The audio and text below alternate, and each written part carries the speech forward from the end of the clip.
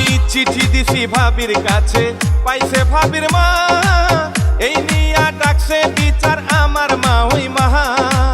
ভাইয়ের শালি খুব সুন্দরী, চোখ তো ফিরে না, বিয়ার বয়স হইছে আমার মা ওই বুঝে না, ও বুঝ মোহনে রে। মন শুধু বিয়ান বিয়ান করে, ও বুঝ মোহন মোহন রে, মন শুধু বিয়ান বিয়ান করে।